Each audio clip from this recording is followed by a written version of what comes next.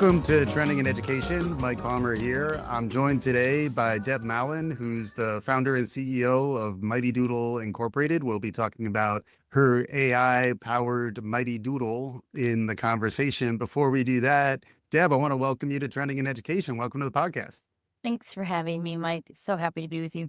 It's great to have you. And you've been doing interesting work. AI is a hot topic in that it comes up pretty much regardless. We'll hear more about what you're doing with AI and how it's helping kids with literacy and lots to get into on that front. But before we do that, can we hear your origin story, how you got to this point in your career?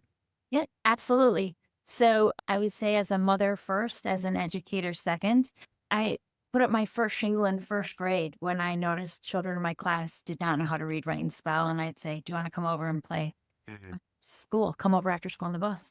And then eventually, this feels a lot like real school then.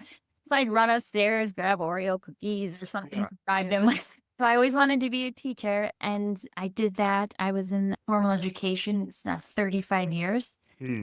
My son, who is now, let's see, I have a 30-year-old, 27, 24. When my children were diagnosed, specifically our youngest son with the triple crown, right? Dyslexia, dysgraphia, and deficits in his attention. That's when I really started driving harder and getting smarter about what needed to be available for all children. And so I would say that because so many children were being left behind by this sort of one-size-fits-all approach, I wanted to build something that would change that. And just the weight of, I think, watching brilliant, creative kids internalize that they were broken. I want to fix the system. I don't want to fix children. They're not broken.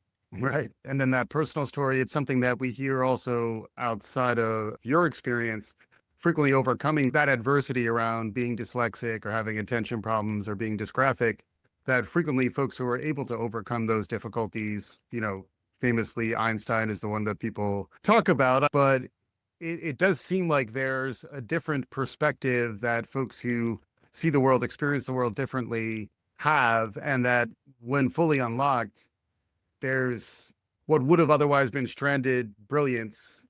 Shout out to Dwayne Matthews, who likes to talk about stranded brilliance. But there would be a lot of stranded brilliance in this case if we weren't able to reach these kids like your son to really bring them along, particularly around literacy. And that kind of leads us to the work you've been doing with Mighty Doodle. It does. I was going to mention, if I made it, Please. Now more than ever, when AI has come into this picture and we're seeing that we really need critical thinkers and children who see things differently and don't see things differently, they're assets. And so we really want to accentuate the positive, eliminate the negative. Yeah. There's no cure for dyslexia, but building a level of automaticity, like when you drive, brake, gas, you don't have to think that when you're driving. And that's what you sort of do when you build those foundational skills and phonemic awareness. You get those children who have neurodivergent issues. Yeah. Moving, reading, spelling. Absolutely. And it kind of reminds me of the X-Men. Like I don't want to call people mutants, but it's generally a compliment in this context. But like their difference, it's Rudolph, the red-nosed reindeer. Like there's a lot of like mythology around the person who is different, who actually has a special power through that difference. And it almost feels as though that's true of the communities you've been focused on. Yes. We talk to parents a lot. My child has dyslexia, now what? Jen Shaw wrote a book, My Child Has ADHD, now what? The not fabulous news is you're going to have to have these sort of tools in your child's tool belts, and you're going to have to raise them up a bit and some intervention. And then the good news is you get them through this, you give them the skill, the foundation skills, and to your point, Mighty Doodle wears a cape, off they fly. Yeah, exactly. And, recently I had Amy Lomellini on the show. She's from Anthology and was talking about how they think about accessibility and reaching everyone. And, it reminded me of, I think the name of that episode was AI as an assistive technology. And in a lot of ways, what you're doing with Mighty Doodle, AI is assistive for all of us, but particularly for some folks who might have trouble just getting that first level of access and comfort with a product, that's kind of where the AI, and in the case of Mighty Doodle, it's a chatbot. Is that right? So much more. Yes. So Mighty Doodle is a one-on-one AI-based tutor. Yep. It's a series of 7 mini games that the Okay. children progress through. So it starts with a warm-up, which is them seeing the symbols, the letters. Yeah. Then they're dictated those letters. Then they go through 2 other games, reading words, writing words, Yep. then phrases, then sentences, then new material if they've acquired what they need to move forward. Hmm. And we end with a mini game of sight words, since we know that upwards of, I don't know, 75 to 85% of all things we see, say, hear, Yeah. Yeah. are, high frequency sight words. So we do all of that. And then we integrate mobility or movement, dance, Mm. mindfulness for the breaks, because it is 30 minutes and we want to keep them engaged. That's part of the magic of Orton-Gillingham, this, science of reading and how we teach things to children. Yeah. And so we make this very accessible to children because we have a deep understanding of the skills that they need. And, I know right before South by Southwest, the NAEP scores were released, Yes. national scores on literacy. And it's, 32% of our children are reading at grade level. Right. So clearly interventions are needed and interventions that work. Hmm. Yeah. And at the same time, from what I've read, a lot of the diagnosis of things like ADHD and other, learning challenges are increasing, or at least have been increasing. And part of that, I think, is an awareness thing where there was just, I'm sure, plenty of undiagnosed stuff that was just out there back in the day. And, also, I think coming through the pandemic, although I think there's been some pushback and moves in different directions, I think there was a broader awakening around mental health and just accepting of the need for help. And, how's that been from your perspective? What kind of chronology are we talking about with Mighty Doodle? How long have you been around? So we've been around for 10 years. Got it. Hmm. And I think what's really been differentiating about us is we didn't have children with neurodiverse minds as an afterthought. Hmm. They were on the front end. We worked with them Yeah. and their families and the educators, a team. Yeah. Hmm. Specifically building for them, because I don't know a child who doesn't benefit from Right. foundational skills of literacy. I don't know a child who doesn't benefit from some level of movement and the ability to learn to self-regulate, Yeah. a little bit of executive function in following these steps, right? Hmm. Hmm. You don't have to be a diabetic to benefit from a healthy lunch. It's good for all of us. And so I think that was important. And the fact that we built for children, assuming there was some level of PTSD, because who doesn't benefit from sensitivity? Right. I don't think any child really enjoys a buzzer or like a red X Yeah. when you can use honey versus vinegar. Our product has always been built on success and being compassionate, relentless, and pushing children Hmm. and leveling out, and then building them and leveling out. So the hockey stick growth grows sort of naturally with each child on their individual journey. Yeah. And I mentioned before, and I think listeners probably know, I'm the proud parent of a 6-year-old who's kind of in your neighborhood in terms of, stages of development. His reading seems great so far, but, to your point, the fact that he's looking at sight words, he's sort of being taught about sight words, I think can kind of get him, A, to understand that reading is important, and B, kind of maybe open up to some metacognition about how we read that might benefit him in ways that I don't understand. Like, it does feel like a lot of this science of reading conversation, which folks get pretty fired up about too. I think there's a sense of missed opportunity in how reading has been taught, and then some awakening around how this could be more evidence-based. This could be more supportive of the diverse populations that you're talking about. As someone who's been kind of hands-on in the fray throughout really the last 30 years. What's your take on the science of reading debate, and then maybe how that relates to what you're doing with Mighty Doodle? So, Orton-Gillingham, the science of reading we talked about, anything with explicit, cumulative, multi-sensory instruction is key. We used to talk a lot about the reading wars. Yeah, The war's over. it's over. Yeah. And we have to see it as a combination of things. Mhm. So we want the science of reading because we know it works. Yeah. Evidence-based methods, they work. So let's hold that here. Then on this side, you have to have a whole child-centered approach. Mhm. They're children. You need to build a bridge. You Yeah. want them to experience joy in learning. Not only is it just a human, nurturing, loving approach to children, it's actually better for their brains. Yes. So you marry those two things, Hmm. and then you're teaching all children how they learn.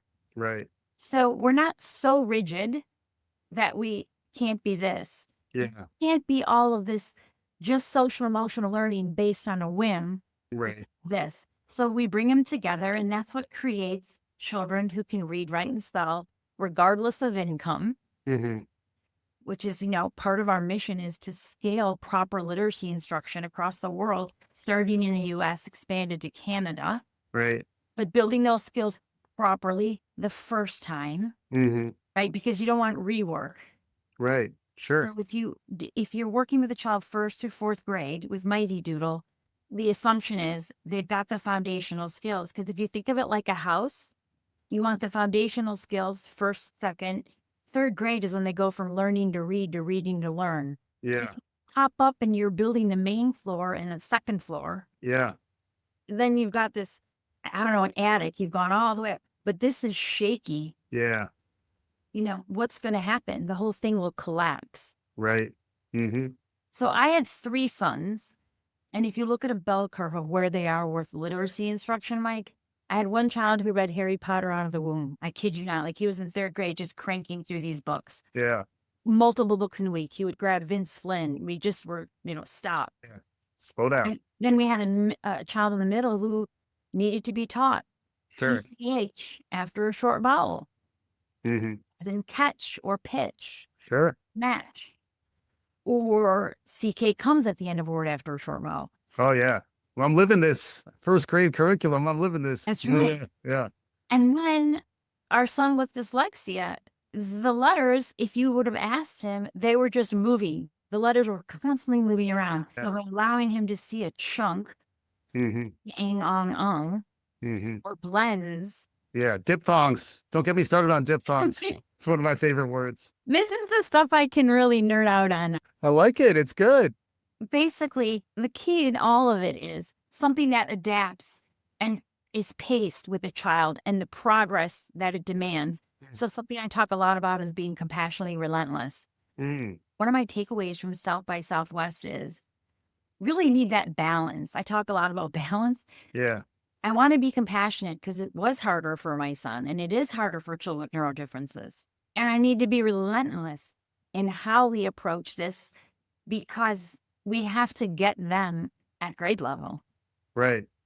Compassion is first, but we're relentless in the pursuit of getting these kids reading. And part of it, I think, is a belief in them. I worked at Kaplan for many years, and, one of the real keys to being a great test prep teacher coach is like, you actually believe that these people can do better and you know how to some extent. And like, in some ways they get that belief and that confidence from someone else who's believing in them. That's where I did think the AI chatbot as like a concept and like a sort of a new mental model that's emerging, where like in a lot of ways these tools should be designed in support of humans and our needs.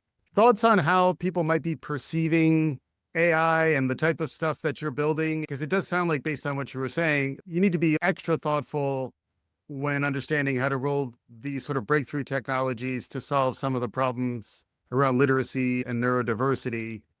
How's that playing out for you? So, I was a Luddite. Can I just say that out loud? The first invitation I sent, virtual invitation, didn't have the subject line. And I'm very skeptical about having children on screens all the time. Yeah.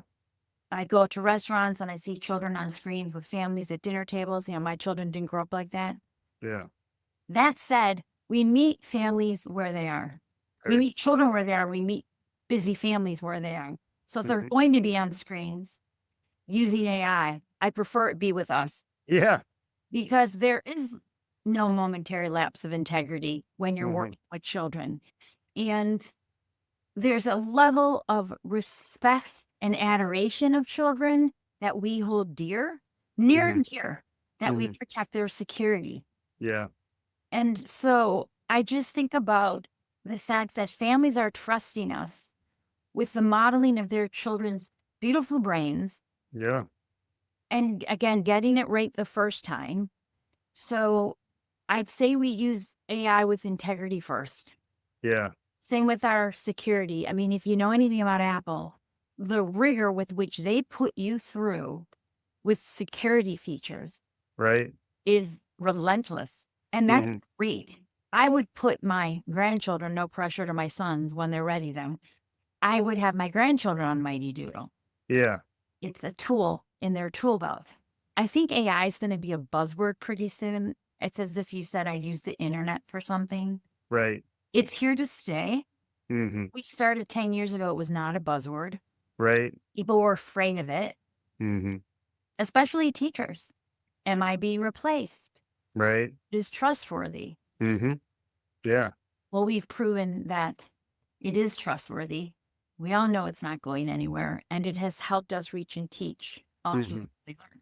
And to your point, it does seem like platforms that are a little more focused. I've talked about like smaller language models, the marketing of large language models is in some ways testifying to their unexplainability. Like people don't know what's in it, and that's why random stuff sometimes comes out.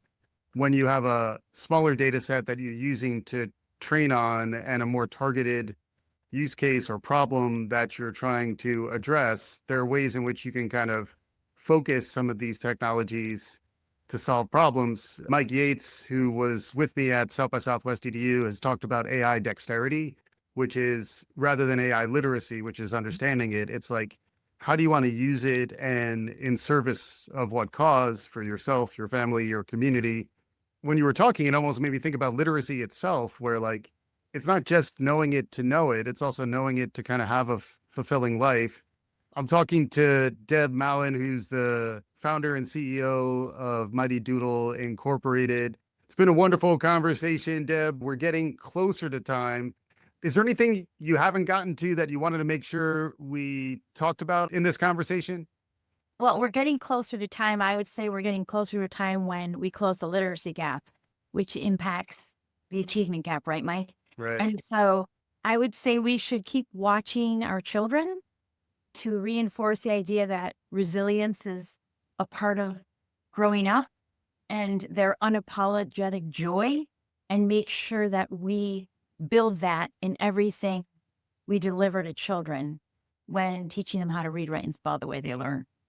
Amazing stuff, Deb. And if folks want to find you, this is for parents, this is for educators. Who's the product for?